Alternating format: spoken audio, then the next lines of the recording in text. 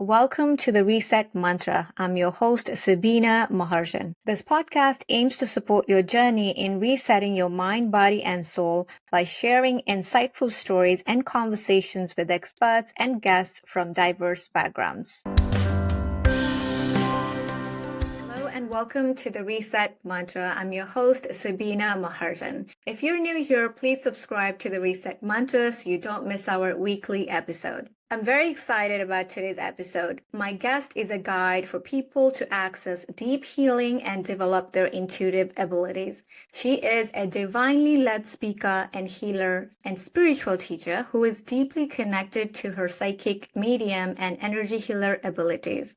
She was a born gifted clairvoyant and has loved teaching people tools to connect deeply with their intuition and heal their lives. So without further ado, please join me in welcoming Ishita.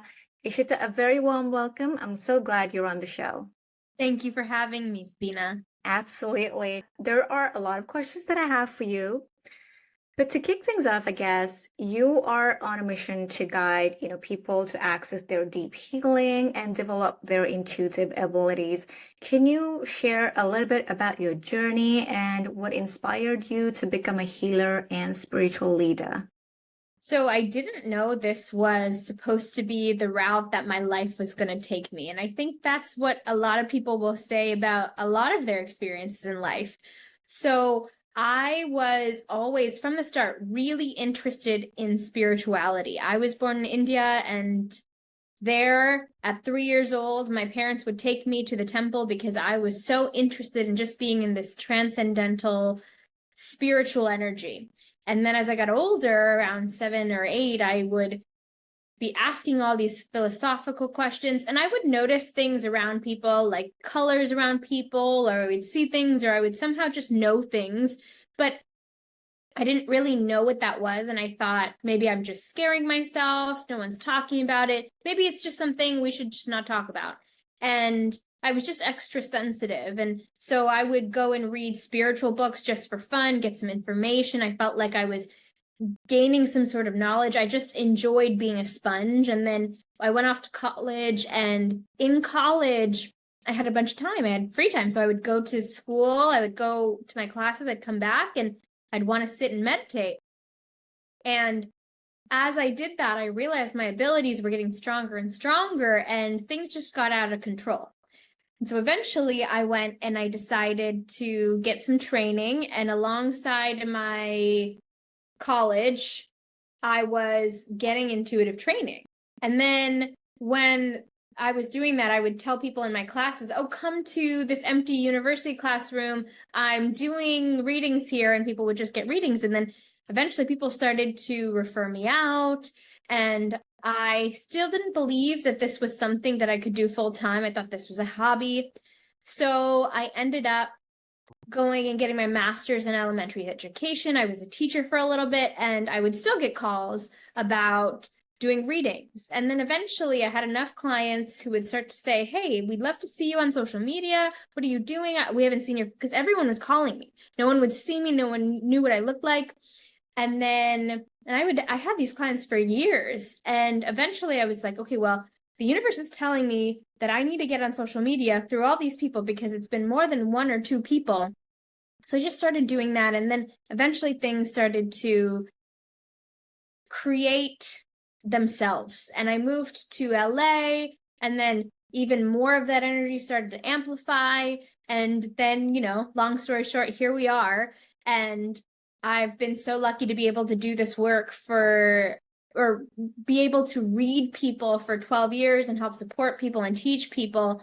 And I think I really wouldn't have been able to do that if I hadn't gone through all the other things that I needed to do to be able to get here. So that's kind of how the journey began.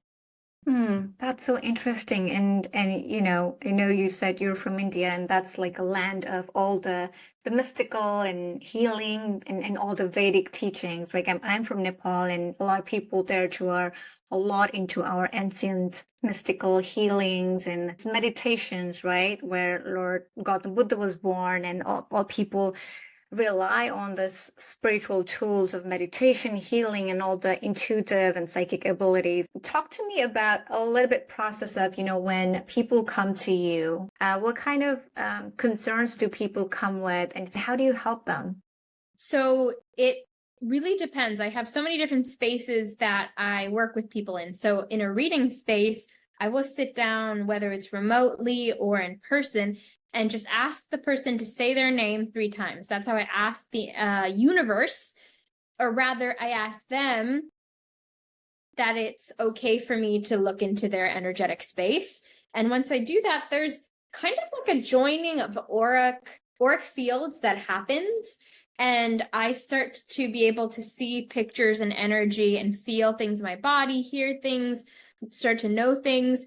And really what's happening there is a part of their soul, their higher self, is communicating to me what the answers that they need are for their next steps, whether it is relationships, career, connecting to someone who has passed on, or past lives that they had. It's everything is energy, right? So if I can tap into their energetic field, then all the information is there. So I'm just tapping into what they need to hear at that time. And I like to think about, I don't know if you've ever heard of, or you've watched the Harry Potter movies at all, but I love this reference. So an aura is like that one, the fourth movie, where they have this tent and they're going into the tent and the tent looks tiny outside, but then you walk into the tent, it's like this 4-bedroom home with like a kitchen and all this stuff.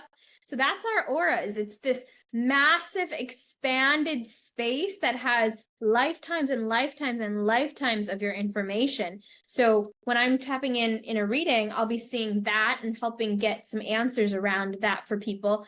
But I also can help in classes or retreats. I'm holding a retreat in Bali. I'm leaving for it very shortly, which I'm very excited about.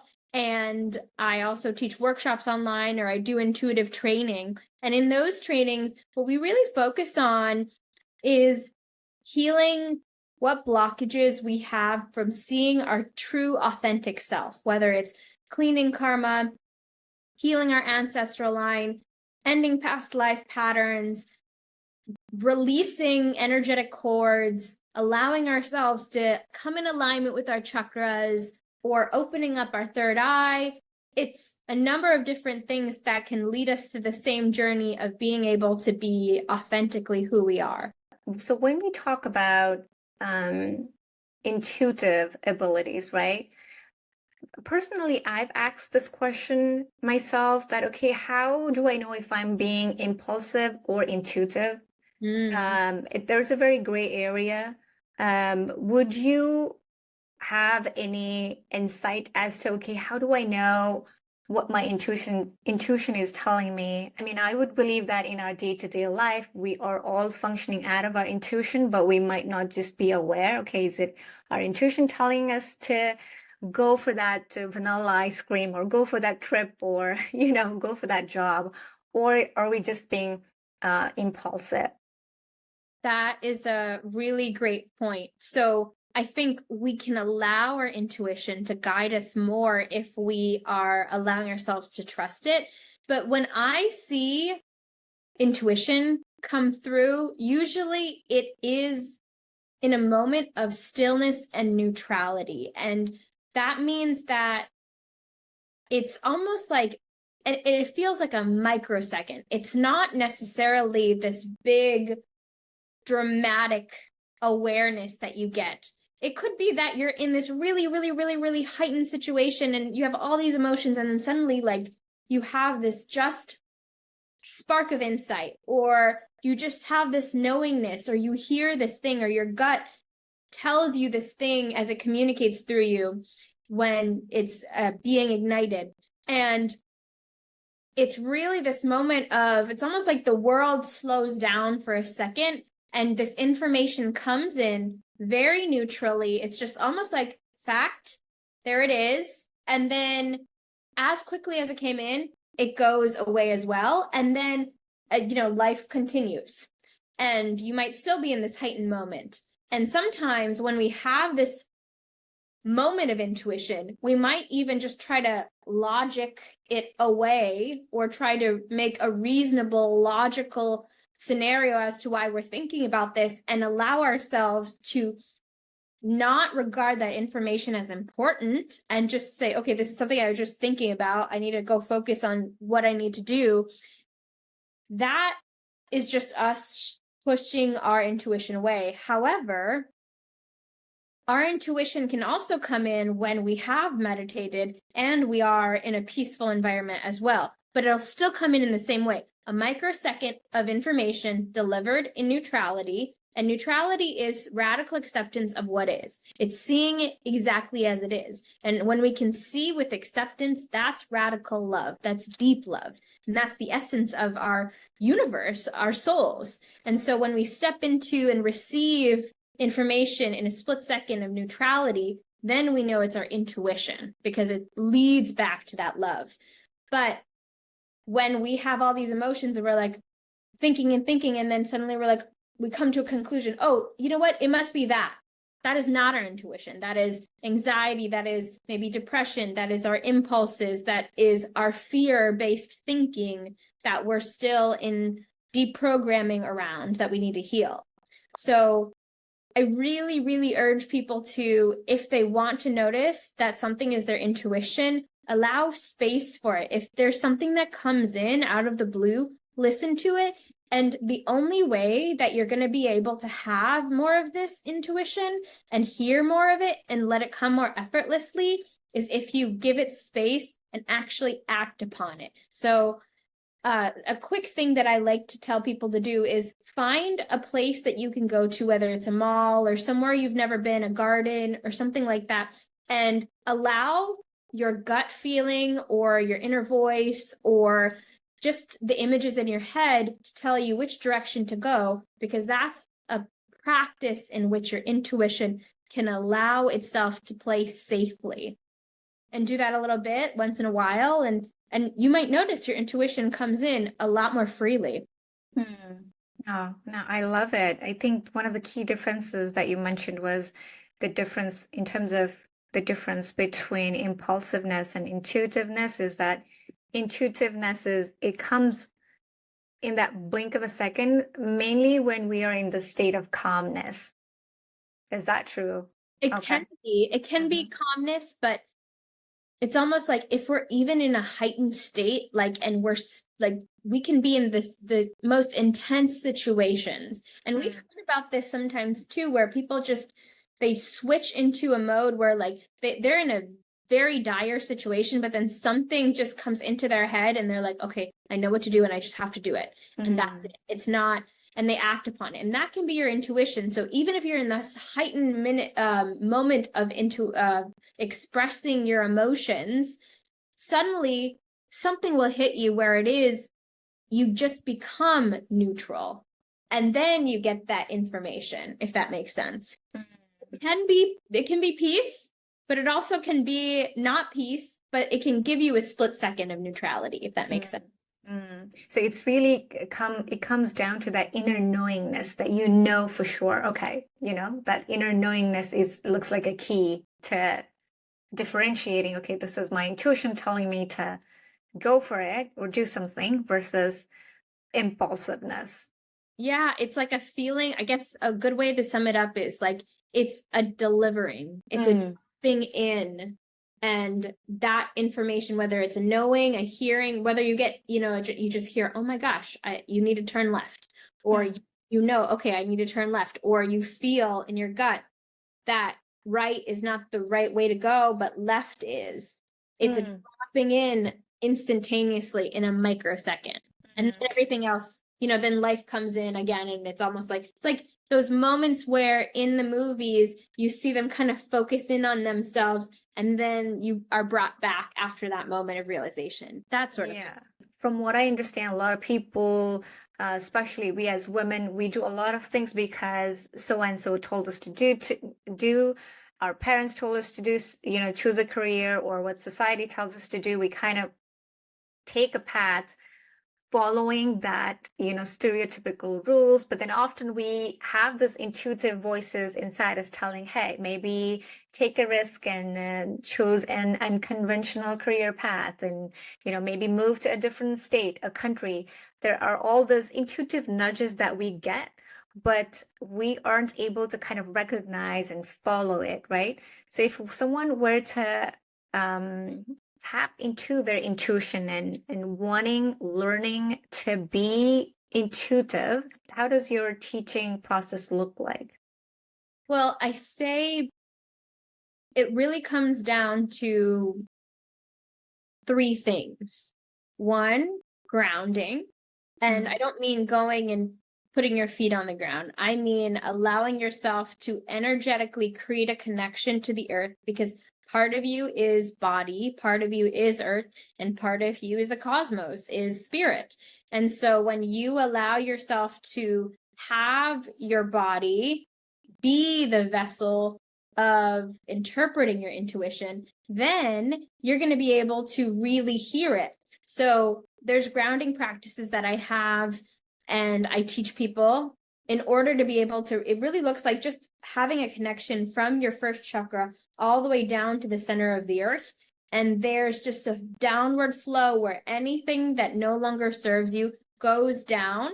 And I kid you not, if you do that, you're going to feel 10 times better. If you do it every single day, you're going to feel like you're a whole different new person. And so that's the first step of being able to be in your body, because a lot of us might think being spiritual is this transcendental experience. It's us being out of our bodies, being connected to the ethers. It's not. It actually takes you away from your intuition if you're doing that. So if you are in the body, you're owning this because you chose this body. You chose this body to be the one that's going to help you evolve and learn the lessons that you need through your evolution in this lifetime. So it's perfect.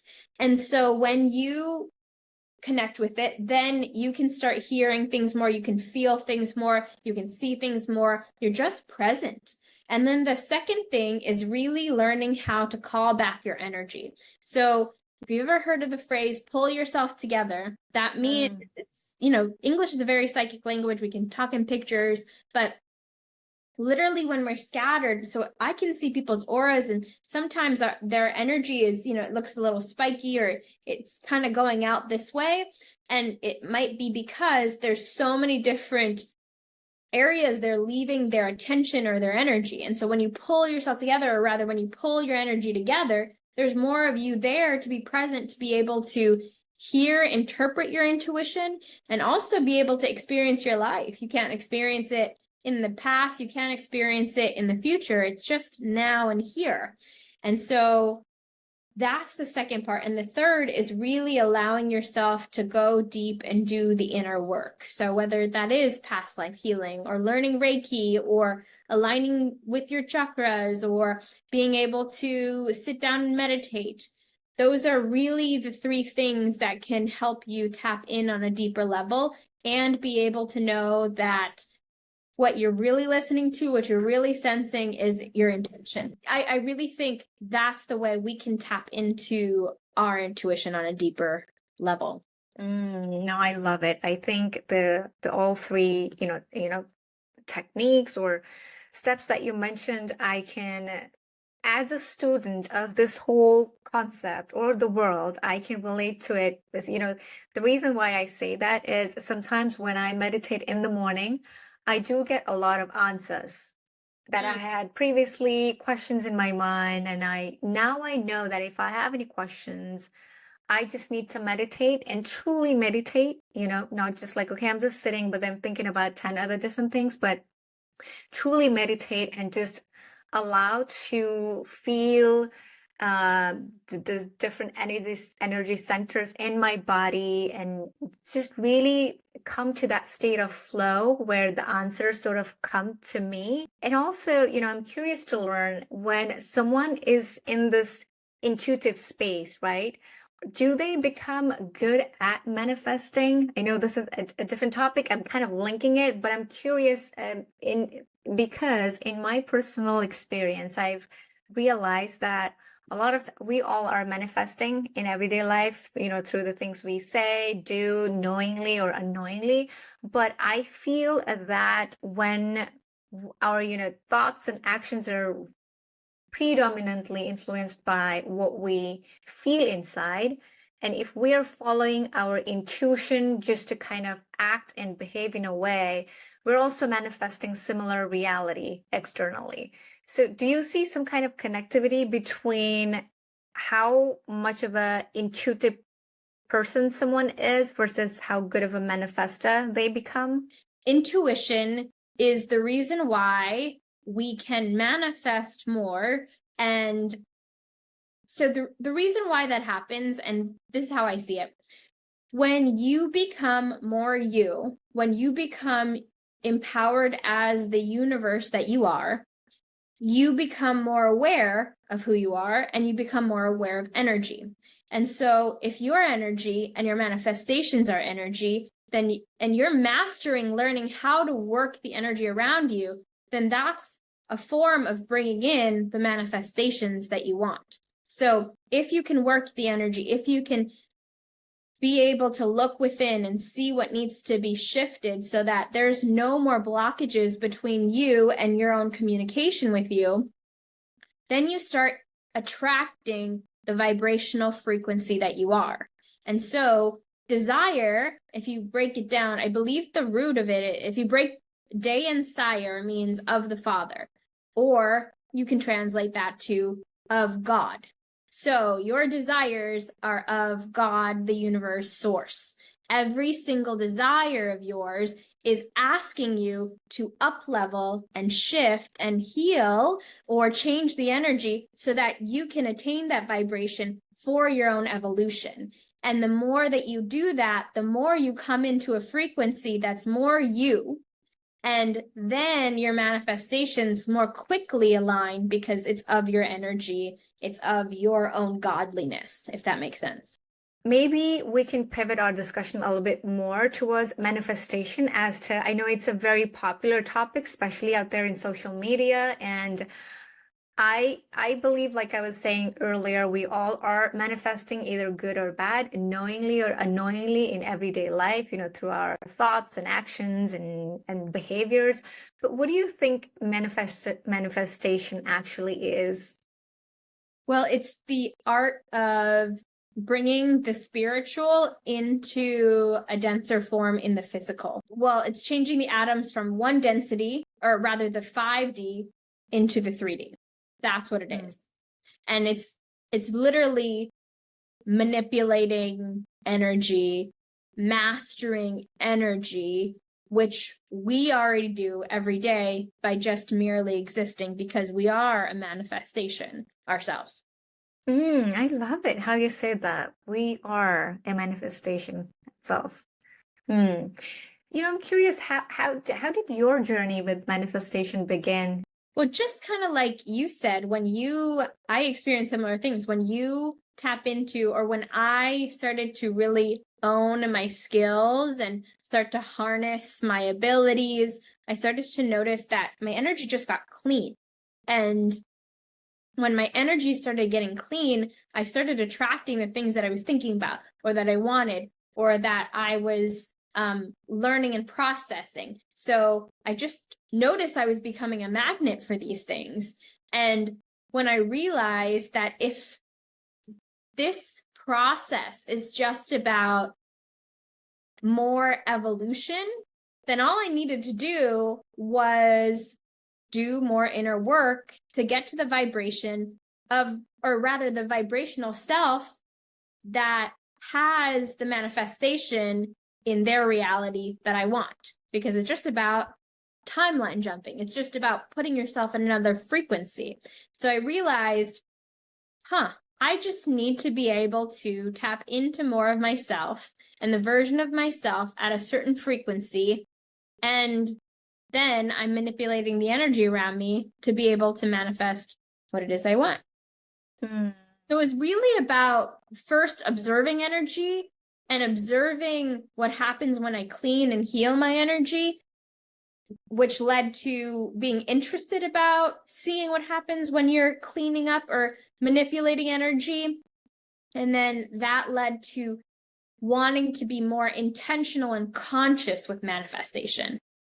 I love that term, conscious manifestation, because I'm curious to know, well, first of all, do you think when people become good at manifesting, good things, like especially we all desire for this materialistic things like, house or car, maybe love, things like that. But let's say when someone becomes really good at manifesting these things that they desire so badly, um, do you think they can also manifest those negative things quickly as well? Definitely. So it's just about being at a vibrational frequency that's a match for that manifestation. So if you believe a part of yourself, and if it can be subconscious too, part of yourself believes that you never get to be happy, or you never get to be someone who gets to take a break, then you're always going to keep manifesting more and more and more work, or you're going to manifest, you may manifest all the lovely things in your life, but be unhappy because you believe that a part of you always has to be unhappy. So you're just a vibrational match. That's what you are. And so you're going to manifest that. And the truth is, we're all worthy because we are. We're just energy. And so that energy already is getting to manifest what it is that it is a vibrational match for. So at the end of the day, wherever you're keeping your energy, consciously or subconsciously, and I think that's the real nuance of manifestation. When you can unlock the subconscious, that's when things, then you're really a magnet for things. But before that, when you're just trying to notice where your thoughts are and how you're keeping the vibrational frequency, then you can start to attract more of your manifestations, whether it's good or whether it's bad. Wow. And so it sounds like we better be conscious of the things that we're thinking, right?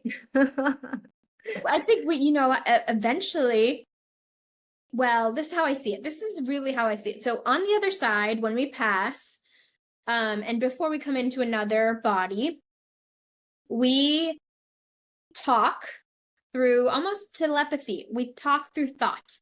We transmit a thought. That's how telepathy works. So if you're sitting at a restaurant next to somebody and somebody puts out a thought in the field and you're sitting really close, literally they put it up in their auric field. Somebody else will catch it. The person right next to you will catch it in their auric field, and they might say what you're thinking because it's already in the ethers right next to each other. So what happens is we throw thought out. And so when we throw thought out when we don't have a body on the other side, things manifest like this. But when we do it in the body, it's a little bit more dense. So we're not just in the 5D, we're in the 3D and the 5D. So we throw out a thought. On some level, it's still manifesting and coming back to us. How quickly it does, we get to decide based on the blocks that we still exist in. I mean, this all makes me think like we human beings, we think about ourselves as normal people and working 9 to 5 or, eating, sleeping, working, but we are truly such a magical creature. If only we were able to tap into the possibilities that we have within ourselves, right? Like this. And I certainly agree. Human body is an energy itself, right? We're made of atoms and particles, and I mean, it seems like the more that I learn about these topics, the more I start to be mindful of and really just love myself more. Through this whole things, because there's so much possibilities if we only know those techniques and concepts, how we can tap into our own energy and potentially generate energy, right? Just through feeling well or healing, thinking. There's so much we can do. I think it's amazing the thing that you're doing to heal people by teaching them to basically find the magic within themselves. Absolutely. We're all this universe. And so we're here to be able to master energy, to work with energy. And at the end of the day, we are allowed to master it because ourselves are energy, this beautiful frequency, this magical frequency of energy. Love it. Thank you for joining me this week on the Reset Mantra. I am Sabina Maharjan. Join me again next week, and in the meantime, please subscribe and leave me a review. If you have someone who you think will be great on the show, please get in touch and find me and the podcast on Instagram at I am Sabina Maharjan and at the Reset Mantra. I'm so looking forward to next week, and I'll catch you then.